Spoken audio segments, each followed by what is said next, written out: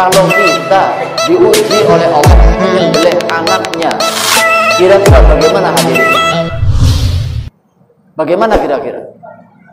Mending anaknya atau mending kambing? Dua-duanya nggak jawab. Ilaha illallah wallahu akbar.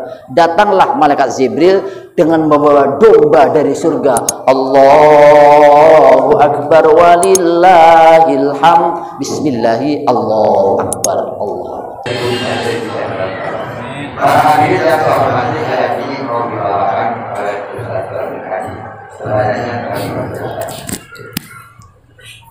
Assalamualaikum warahmatullahi wabarakatuh.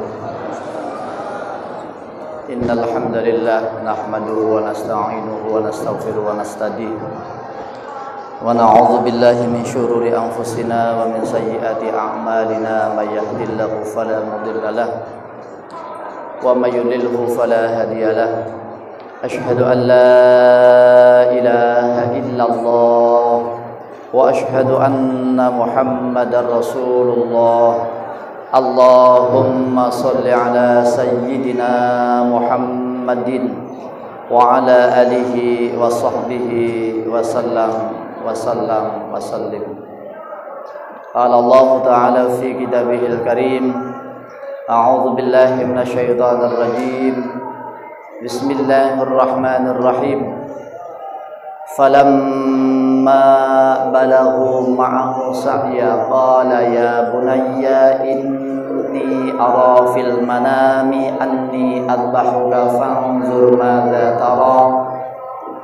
Qala ya abati if'al ma tu'maru satajiduni insyaallahu minas sabirin.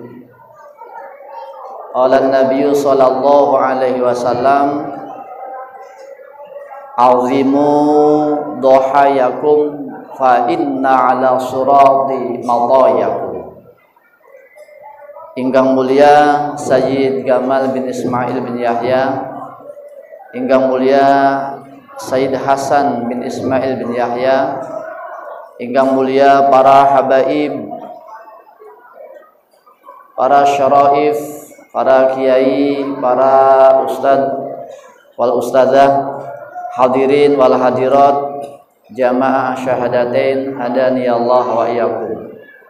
Pertama, marilah kita memanjatkan puja serta puji syukur kehadirat Allah Subhanahu wa taala bahwa pada malam Jumat Kliwon ini kita bisa hadir, bisa suan di kebun melati dalam rangka doa bersama istiqomah suan datang guru. Mudah-mudahan langkah kaki kita semua diberkahi oleh Allah Subhanahu wa taala dan mudah-mudahan amal ibadah kita diterima oleh Allah Subhanahu wa taala. Salawat serta salam semoga Allah tetap tercurahkan pada baginda alam Kanjeng Nabi Muhammad sallallahu alaihi wasallam beserta keluarga, sahabat dan para pengikutnya yang setia sampai hari kiamat. Amin ya rabbal alamin. Ayat tadi yang disampaikan oleh Abah Ade atau Sayyid Hasan, saya kira yang membaca dan yang mendengarkan sama-sama kompak diam saja. Itu Al-Quran surat As-Saffat ayat 102. Ayat ini menerangkan tentang historis kejadian bahwa Nabiullah Ibrahim alaihissalam diuji oleh Allah untuk menyembelih anaknya sendiri. Di dalam Al-Quran ayat lain, wa idh ibtala Ibrahim rabbuhu bikalimatin fa'atamahunna qala inni ja'iluka lin-nasi imama ila akhir ayat. Bahwa ujian dan cobaan Nabi Ibrahim bertubi-tubi. Ujian dan cobaan Allah Subhanahu wa taala memberikan kepada manusia sesuai kadar keimanan. Kalau Nabi Ibrahim diuji untuk menyembelih anaknya, itu Nabi mampu dan sanggup untuk menyembelih anaknya. Kalau kita diuji oleh Allah menyembelih anaknya, kira-kira bagaimana hadirin? Bagaimana kira-kira? Mending anaknya atau mending kambing? Dua-duanya nggak jawab, Pak. Nabi Ibrahim rumah tangga dengan Siti Sarah tidak dikaruniai anak. Doa Nabi Ibrahim, Rabbi habli minas sholihin. Ya Allah Tuhanku, berilah aku anak yang soleh. Rumah tangga sampai 70 tahun, 80 tahun tidak dikaruniai anak. Sehingga kata Siti Sarah istrinya, wahai Kang Ibrahim, daripada tidak punya anak, boleh nikah lagi. Boleh poligami. Jadi ada alasan bapak-bapak kalau ingin poligami, ada alasan istrinya tidak punya anak. Jadi boleh poligami. Baka anaknya wis 8 toli pengen rabi maning, kin beli beres sarang. Iya. Ya di dalam Al-Qur'an betul, fankihu ma taba lakum minan nisa'i matna wa thulatha wa ruba. Nikahilah perempuan 2, 3 atau 4 boleh. Tapi ayatnya jangan diputus, fa in khiftum ala ta'dilu fawahidatan. Kalau takut nggak bisa adil, cukup satu saja. Wong siji bae blintong-tong. Iya. Ada alasan, maka Siti Sarah memilihkan jodoh untuk Nabi Ibrahim. Pelayannya yang biasa masak, pelayannya yang biasa membantu Nabi Ibrahim. Siapa? Siti Hajar. Oleh karena itu, Nabi Ibrahim nikah dengan Siti Hajar. Siti Hajar hamil. Begitu Siti Hajar hamil, Siti Sarah hamil lagi. Timbul rasa cemburu. Ya, timbul rasa cemburu. Ini singkat cerita. Nabi Siti Hajar lahirlah Nabiullah Ismail alaihissalam. Siti Sarah lahir Nabi Ishak alaihissalam. Nabi Ishak punya anak Yakub, Yakub punya anak 12, termasuk Yusuf alaihi wassalam. Nabi Ismail menurunkan baginda Rasulullah sallallahu alaihi wasallam. Ketika punya anak Nabi Ismail, anak yang didamba-dambakan, rumah tangga puluhan tahun gak punya anak, setelah punya anak, Allah berfirman, falamma ma'ahu sa'ya, falamma balagha ma'ahu sa'ya. Ketika Nabiullah Ismail sudah sampai bisa berjalan dengan Nabi Ibrahim. Kalau orang tua bisa berjalan dengan anaknya, kira-kira anaknya umur berapa tahun kira-kira? Ya bisa 7 tahun lah. Nabi Ibrahim diperintah oleh Allah, ya bunayya inni ara fil manami anni azbahuka fanzur madza tara. Wahai anakku, tadi malam saya mimpi diperintah oleh Allah untuk menyembelihmu. Itu Nabi Ibrahim sempat berpikir, apakah betul itu mimpi dari Allah? Masa mimpi Allah merintahkan anaknya supaya disembelih? Hari pertama masih ragu. Hari kemudian mimpi lagi, sama. Mimpinya diperintah oleh Allah untuk menyembelih anaknya. Maka dinamakan hari Tarwiyah, tanggal 8 Dzulhijjah. Mungkin tadi. Yang ketiga, mimpi ketiganya jelas mimpinya bahwa itu mimpi perintah Allah, maka dinamakan Arafah, yu'arrifu, jelas bahwa itu perintah Allah. Mungkin besok hari Arafah. Kalau Arab Saudi wukuf di padang Arafah hari Jumat, berarti lebaran yang Yaumul berarti hari Sabtu. Ya kita ikuti instruksi sajalah, kita punya pemimpin sendiri, jangan cekcok. Akhirnya Nabi Ibrahim bahwa jelas mimpi itu perintah Allah subhanahu wa ta'ala. Falamma balaghu mahu sa'ya qala ya bunayya inni ara fil manami fanzur madza tara anni adbahuka fanzur madza tara. Wahai anakku, bahwa saya sesungguhnya diperintah oleh Allah di dalam mimpi untuk menyembelihmu. Fanzur madza tara, bagaimana pendapatmu? So, bapak-bapak punya anak laki-laki yang dicintai, yang disenangi, bagus, seneng sampai kelalen sembahyang, kelalen berjamaah gara-gara anak ini bagus. Toli diperintah nih Gusti Allah, wahai fulan sembelih anak sampean. Toli ngomong sama nih anak kecong, ulale diperintah nih Gusti Allah, sira lu tak sembelih. Kayak priben, Pak? Kayak gimana kira-kira? Iblis goda, wahai Ibrahim, itu Allah zalim, Allah aniaya, masa merintah nyembelih anak. Tapi Nabi Ibrahim tetap keyakinannya kepada pendirian bahwa Allah Maha Kuasa, Allah Maha Benar. Setan dilemparlah dengan batu 7 kerikil sehingga setan lari. Maka ada syariat haji, wajib haji, jamarat, lempar jumrah. Terus setan datang ke Siti Hajar, wahai Hajar, suamimu mau menyembelih anaknya sendiri.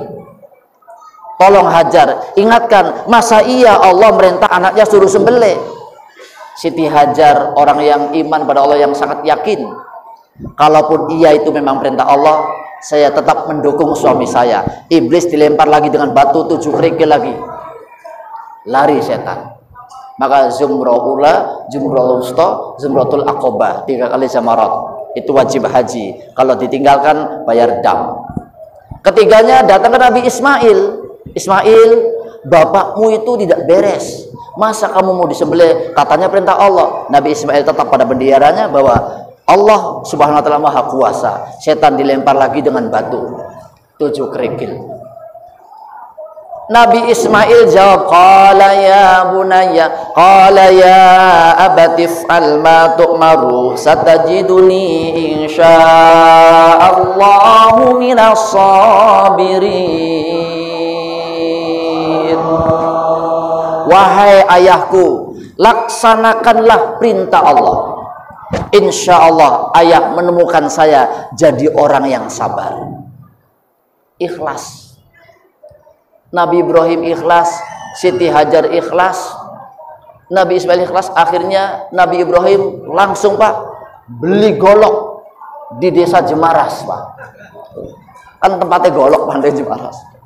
Langsung diasah. Nabi Ismail dibawa ke Hinjir, ya, di batu, mata diikat, tangan dibelenggu, kaki diikat, terus leher didengakkan kayak gini. Nabi Ibrahim golok sudah diasah, tajamnya luar biasa. Begitu dihantamkan ke leher Ismail, sekuat tenaga, itu golok nggak mempan. Golok nggak mempan. Dengan izin Allah, golok nggak mempan. Kalau bicara dengan izin Allah, jangan nantang ya. Dengan izin Allah, golok nggak mempan. Kata Nabi Ismail, wahai ayahku, sudah belum wahai ayahku, wahai anakku, saya sekuat tenaga memotong lehermu, tapi kenapa golok nggak mempan? Barangkali ayah saya kurang ikhlas, barangkali saya kurang ridho karena mata tertutup dan tangan terbelenggu. Sudah ayah dibuka tutup matanya, talinya di belenggunya dibuka, mangga ayah, saya dengan ikhlas. Tetap digerak-gerak nggak mempan. Dengan izin Allah. Tapi golok dicoba ke batu, berat, belah jadi 2. Ke leher Nabi Ismail nggak mempan, ke batu belah jadi 2. Sekarang batunya ada di desa Watu Belah Pak, ada di sana. Tempat asrama haji Cirebon namanya Watu Belah. Kenapa Watu Belah? Bukan di Sumber, bukan di Soka, bukan di Kaliwedi, di Watu Belah. Nabi Ibrahim ngomong sama golok, wahai golok, kenapa ke leher Ismail nggak mempan, ke batu belah jadi 2? Golok bisa ngomong, dengan izin Allah. Kalau sudah dengan izin Allah, jangan nantang. Ya, karena setiap sejarah peristiwa Nabi, di situ ada campur tangan Allah, namanya mukjizat. Apa? Apa mukjizat? Apa mukjizat? Alladzi khariju minal adah, sesuatu yang di luar kebiasaan. Biasanya mempan, beli mempan, geni panas beli. Tapi Nabi Ibrahim nggak terbakar, nggak mesti api panas. Dengan izin, ya qul ya narukuni barda wa salaman ala Ibrahim, wahai api jadilah dingin, adem, selamat atas Ibrahim. Itu bisa terjadi karena izin Allah. Golok, ditanya Nabi Ibrahim, wahai golok, kenapa ke leher Ismail nggak mempan, ke batu belah jadi 2? Golok bisa ngomong dengan izin Allah. Wahai Rasulullah, wahai Nabi Allah, wahai Khalilullah, engkau menghendaki leher Ismail putus, tapi Allah tidak menghendaki, aku ikut Allah. Tapi engkau tidak menghendaki batu itu pecah, tapi Allah menghendaki batu pecah, aku ikut Allah. Semuanya karena izin Allah. Akhirnya Nabi Ibrahim dengan bacaan Allahu Akbar, Allahu Akbar, Allahu Akbar. Jawab Nabi Ismail, la ilaha illallah wallahu akbar. Datanglah malaikat Jibril dengan membawa domba dari surga. Allahu akbar walillahil hamd. Bismillahi Allahu akbar. Allah. Nabi Ibrahim nangis, disangka yang putus leher Ismail, ternyata domba dari surga. Kesimpulannya bahwa kita umat baginda Rasulullah Sallallahu Alaihi Wasallam di momen Idul Adha, amal ibadah yang paling utama adalah menyembelih kurban. Al-Quran surat Al-Kautsar, Allah berfirman, Inna a'dhainakal kautsar fasholli li rabbika wanhar inna syani'aka huwal abtar. Sesungguhnya kami Allah memberi Muhammad kenikmatan yang banyak. Khitabnya kepada Nabi Muhammad, tapi umumnya kepada kita semua. Kita diberi kenikmatan yang banyak, rizki yang banyak. Fasholli, maka solatlah. Solat di situ solat Idul Adha. Li rabbika, untuk Tuhanmu. Wanhar, dan berkorbanlah. Solat dengan wanhar. Fasholli li rabbika wanhar. Solat dan korban.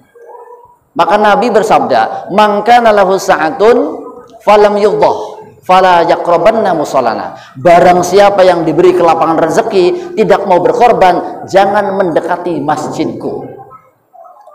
Jangan mendekati masjidku. Secara umum, kalau kita tidak mau berkorban, jangan sholat Idul Adha. Man kana lahu sa'atun falam yudhah falyamut insya'a yahudiyan wa insya'a nasraniyan. Barang siapa yang diberi kelapangan rezeki tidak mau berkorban, maka mati saja milih jadi Yahudi atau Nasrani. Na'udzubillah min pagar. Jadi kalau kita mampu, punya motornya 4, punya mobil, ngaku orang yang kaya, buktikan bahwa kita mampu berkorban untuk fakir miskin. Ala innal udhiyata, ingatlah, sesungguhnya korban minal a'malil munjiyati, itu salah satu amal yang menyelamatkan kita. Tunji sahibaha min syarri dunya wal akhirah, yaitu menyelamatkan bagi orang yang berkorban dari keburukan dunia maupun keburukan akhirat. Jadi walaupun sunnah muakkad, tetapi ancaman dari Nabi sangat kejam. Bahkan Sayyidi Syekhunal Mukarram, guru kita, memberikan ajaran dan tuntunan. Terang welan Jibril turun ning alam dunia, ngangkat Jibril maring 10 perkara. Umat Kanjeng Nabi larang regane, umat Kanjeng Nabi syahadat loro kawitane, sampai terakhir ning suarga panggonane. Yang ke-9, umat Kanjeng Nabi larang regane, umat Kanjeng Nabi korban tunggamane. Hadirin hadani Allah yakum. Ini salah satu keistimewaan kalau kita mau berkorban. Nih, Rasulullah Shallallahu Alaihi Wasallam bersabda, man kharaja min baitihi, barang siapa yang keluar dari rumahnya, ila syara'il udhiyati, untuk membeli hewan korban, kana lahu bikulli khatwatin asyru hasanatin, maka setiap langkah kaki dicatat 10 kebaikan. Wa maha anhu asyru sayiatin, dihapus 10 kejelekan. Wa rafa'a lahu asyru darajatin, diangkat 10 derajat. Kalau kita keluar dari rumah mau membeli hewan kurban, maka dicatat setiap langkah kaki 10 kebaikan, dihapus 10 kejelekan, diangkat 10 derajat. Lamun sampean tukwe ado pirang langkah kaki, ini luar biasa. Barang sing kali wedi tukwe ning soka pirang langkah kaki, sing kedung wungu tukwe ning soka pirang zaman segini kali, halo, bisa Pak, bisa, tapi dihitung setiap langkah kaki. Wa idza takallama, nalika bercakap-cakap, omong-omongan, anyang-anyangan, arep tuku nyerocos bae kah? Iya. Kana lahu kalamuhu tasbihan, maka dicatat setiap ucapannya membaca subhanallah. Jadi bakal tuku wedus toli nganyang bae ka ngrocos bae ka, setiap ucapan dicatat maca tasbih. Iya, dicatat maca.